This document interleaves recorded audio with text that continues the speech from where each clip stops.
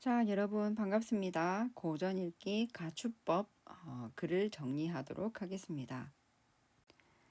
자, 가축법 지문을 선생님이 다 인용하지는 않았습니다. 다들 읽어봤겠지만 가축법은 관찰된 사실이 왜 일어났는가를 설명하기 위해 현재 상황과는 다른 상황에서 이미 통용되는 전제를 출발점으로 해서 전제 속에 포함되어 있지 않은 결론을 도출하는 개연적 추론이라고 했습니다. 자, 여러분들이 가지고 있는 지문을 보면서 설명을 들으시면 좋을 것 같습니다. 이 추론의 출발점은 기억에 있는 결과죠. 자, 관찰된 사실입니다.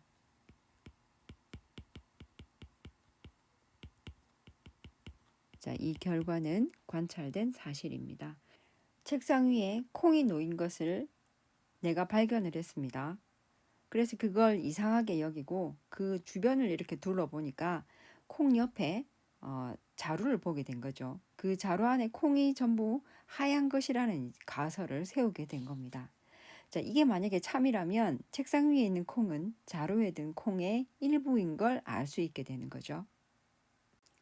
그리고 이 가축법으로 결론을 도출하는 과정을 한 번 더 살펴보겠습니다.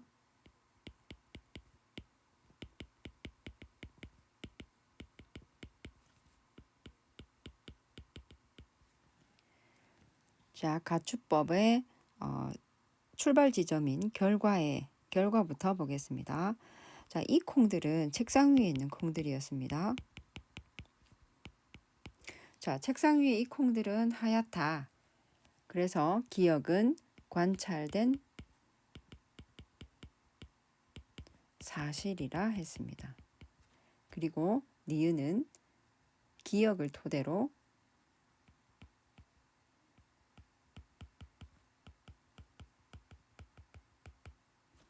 설정된 가설이라고 했습니다. 그리고 이 두 개의 기억과 니은이 결합되어 디귿을 도출한다고 했죠. 자, 이렇게 도출된 디귿은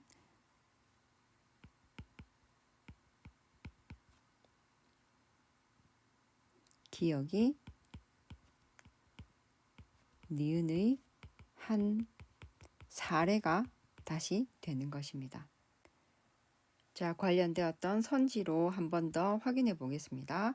자, 선지 1번이 뭐였었냐면 기억과 니은의 대상은 동일한 속성을 공유한다 했습니다. 자, 기억과 니은의 대상은 뭐였냐면 자, 대상은 콩이었죠.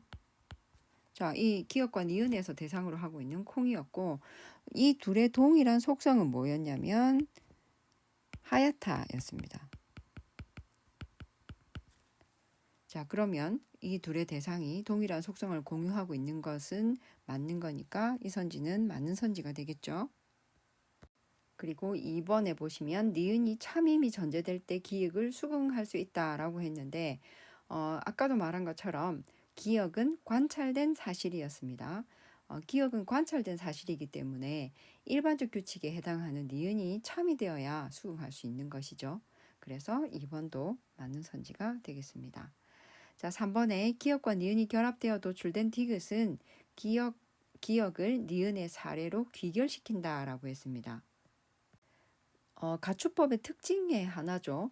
관찰된 사실인 기억을 토대로 설정된 이 기억을 토대로 설정된 가설 니은하고 이거 두 개가 결합되면 디귿이 도출되는 것이죠. 그리고 다시 도출된 디귿은 기억이 니은의 한 사례가 되는 것을 설명하는 그런 이유가 된다라고 본문에 나와 있었습니다. 자, 그래서 3번도 맞는 선지가 되겠습니다. 4번에 디귿이 기억의 이유로 기능할 때 이 추론의 목적은 달성된 것으로 판단한다라고 했는데 가축법의 추론의 목적 달성 여부는 어째서 그런지를 설명할 수 있는지가 된다고 했습니다. 관찰된 사실이 왜 일어나는가를 설명하기 위한 게 가축법이었죠. 그러니까 어째서 그런지를 설명할 수 있는지에 의해서 목적 달성 여부가 되니까 4번도 맞는 선지가 되겠습니다. 그리고 5번에서는 디귿이 새로운 유형의 사실이다라고 이야기했습니다. 그런데 우리 본문에도 나와 있었죠. 그 관찰된 사실하고 설정된 가설의 이 결합은 다루는 대상들의 유사성에서 이렇게 비롯된 것이기 때문에 디귿이 기역과 니은이 콩이 하얗다라는 의미를 공유한다는 점을 전제로 해서 다른 유형의 유사성을 도출하는 거죠. 그래서 그 디귿이 기역하고 니은과 상관없이 별개로 만들어진 거는 아닌 거죠. 자, 그래서 5번은 틀린 선지가 되겠습니다.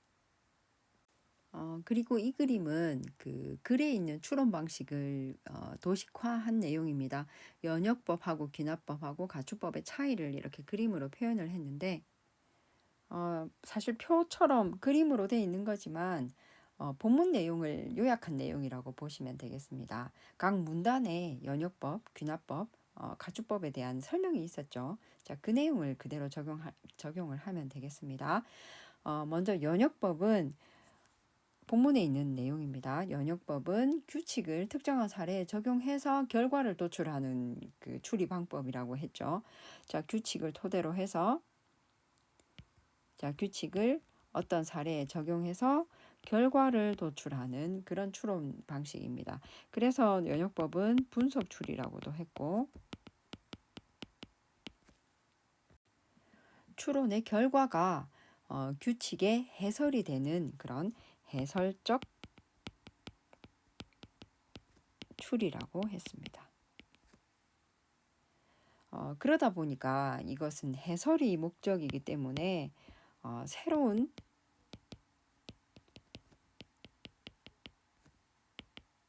지식 형성으로 이어지지는 않는 것이다 라고 했습니다. 왜냐하면 설명을 하는 게 목적이기 때문에. 예를 들어 인간은 모두 죽는다. 소크라테스는 인간이다. 그러므로 소크라테스는 죽는다. 연역법의 대표적인 그 예시문이죠. 소크라테스는 죽는다는 사실은 해설을 위한 것이지 새로운 지식은 아닌 거죠. 그냥 확인을 하기 위한 것이기 때문에 새로운 지식 형성이라고 하지 않습니다. 다음으로 귀납법을 보겠습니다. 자, 귀납법은 주어진 사실들의 집합으로부터 출발한다고 했습니다. 자, B로 표시되어 있는 이 사례는 주어진 사례들의 모임이죠. 아주 많은 사례를 다 모아서 자, 그것들을 가지고 결과를 얻어서 규칙을 도출하는 과정입니다. 그러다 보니 그 귀납법은 종합 추리라 한다 했습니다. 여러 사례들을 종합하는 거니까. 그리고 작은 여러 개의 사실들 부분에서 전체로 나아가고 이 부분에 해당하는 특수 사례에서 일반으로 향하는 확장적 추론이라 했습니다. 자, 이 추론은 연역하고 다르게 확장됩니다. 그러다 보니 연역법하고 다르게 결과에 오류 가능성이 있다고 했습니다. 내가 살펴본 모든 백조들이 다 하얀색인데 내일 한 마리라도 검정색 백조가 발견되면 이 그 규칙은 틀린 게 되는 것이죠. 그래서 확장 추론의 단점은 그런 결과의 오류 가능성을 포함한다라고 보시면 되겠습니다. 마지막으로 가축법을 살펴보도록 하겠습니다.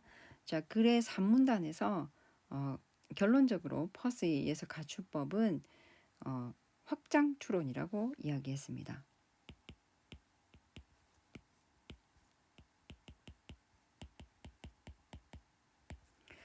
3문단 끝에 보시면 귀납법은 주어진 사실의 집합에서 유사한 사실의 집합을 추론해낸 그 확장 추론이지만 가축법은 오류 가능성에도 불구하고 지식의 진정한 확장에 기여하는 추론이라고 이야기했습니다. 다시 말해서 이 결과에서 B의 사례가 도출되는 이 과정이 한 유형의 사실에서 전혀 새로운 유형의 사실을 도출하는 것이기 때문에 확장적 추론이라고 이야기를 했습니다.